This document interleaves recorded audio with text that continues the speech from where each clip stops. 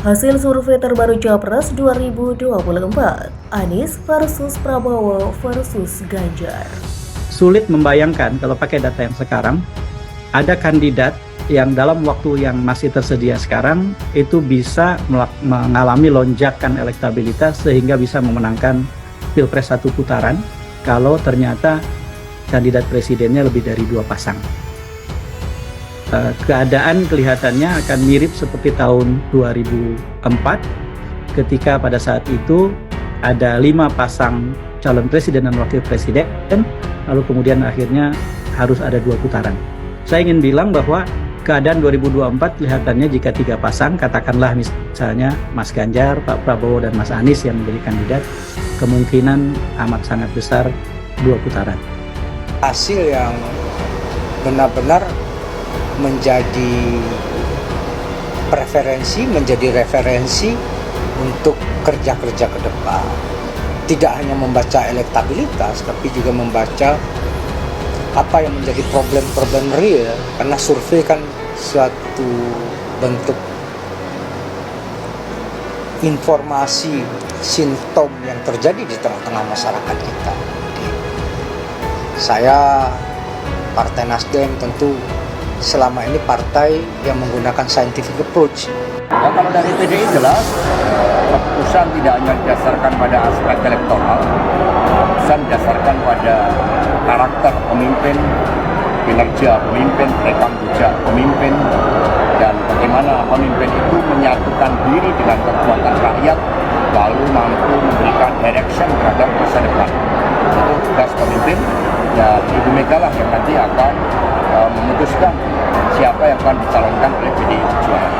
Survei Poltreking Indonesia soal peta elektabilitas 3 bakal calon presiden Anies Baswedan, Ganjar Pranowo, dan Prabowo Subianto di 5 provinsi di Pulau Jawa. Di DKI Jakarta, saudara, Anies Baswedan unggul dengan perolehan suara di Jakarta dengan angka 49,6%. Di posisi kedua disusul Ganjar Pranowo dengan perolehan suara di Jakarta 27,5%. Dan Prabowo Subianto di posisi ketiga 15,7%. Sementara kalau kita bergeser ke Provinsi Banten, Anies Baswedan masih unggul di sana.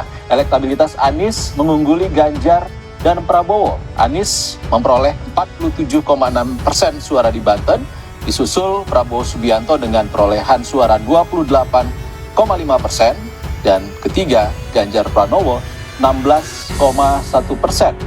Kita bergeser ke Provinsi Jawa Barat. Di sana Anies masih unggul di Jawa Barat dengan angka 36,3%, tipis dengan Prabowo Subianto dengan perolehan angka 30,8%. Sementara Ganjar Pranowo berada di posisi ketiga dengan perolehan suara 18,7%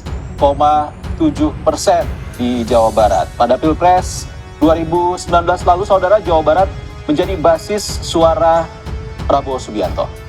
Dari data sementara yang kami miliki, sambil menunggu survei dapil 78 dapil yang kedua, yaitu pada bulan Agustus dan September besok, maka saya bisa bayangkan dari penelusuran data yang kami lakukan bahwa pemilih Pak Prabowo dengan Mas Anies itu lebih punya banyak tumpang tindih dibandingkan di antara mereka berdua dengan Mas Ganjar.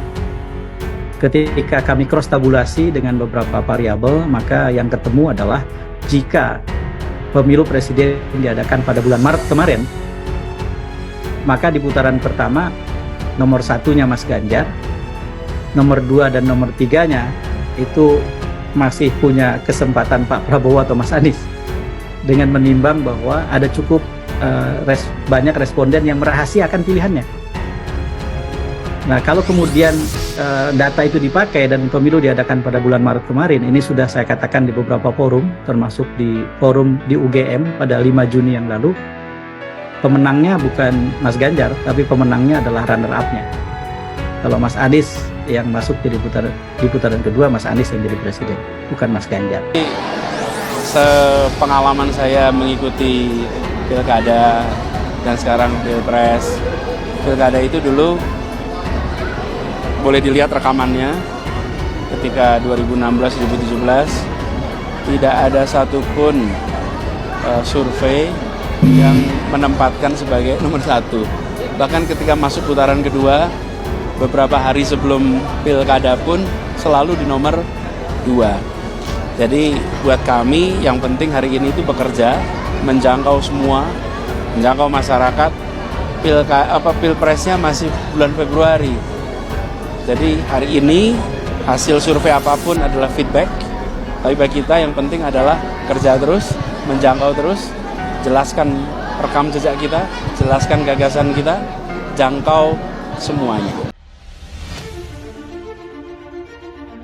Lembaga Survei Poltreking Indonesia merilis elektabilitas calon presiden untuk pemilu 2024 di Provinsi Jawa Barat. Hasilnya, bakal capres Koalisi Indonesia Maju Prabowo Subianto mendapat suara tertinggi di Jawa Barat, diikuti bakal capres Perubahan Anies Baswedan dan bakal capres PDIP Ganjar Pranowo.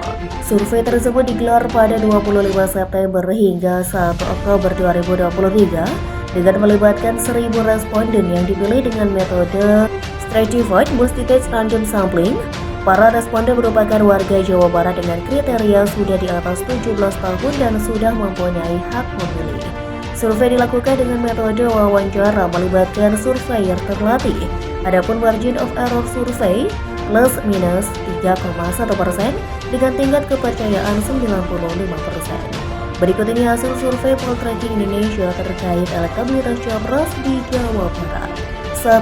Prabowo Subianto 44,2%, 2. Anies Baswedan 25%, 3. Ganjar Pranowo 21,8%. Tidak tahu atau tidak menjawab 9%. Hasilnya Prabowo Subianto 44,2% jauh di atas dua kandidat yang lain. Kedua ada Anies Baswedan 25% dan Ganjar Pranowo 21,5%. Jadi kita cek satu persatu, praktis Prabowo ke Anies Baswedan jaraknya hampir 20%, sekitar 19%. Jika kita cek Anies ke Ganjar itu jaraknya sekitar 3,2%. Kata Direktur Riset Poltreking Indonesia Arya Budi saat memaparkan hasil survei pada Selasa 10 Oktober 2023. Kemudian, Arya menganalisis terkait perbedaan suara yang signifikan antara Prabowo dengan Anies dan Ganjar. Dia menyebut hasil itu tidak mengagetkan lantaran Prabowo memang sudah unggul di Jawa Barat pada pemilu 2014 dan 2019 lalu. Artinya, memang sudah di luar margin. Jadi, secara metodologi memang Prabowo masih unggul. Apalagi kalau kita flashback di 2019, di mana Prabowo sudah kontes di sana, lalu di 2014 Prabowo sudah kontes di sana, di mana Prabowo mendapatkan suara hampir 60%. Tentu tidak mengagetkan karena dengan angka ini ucapnya.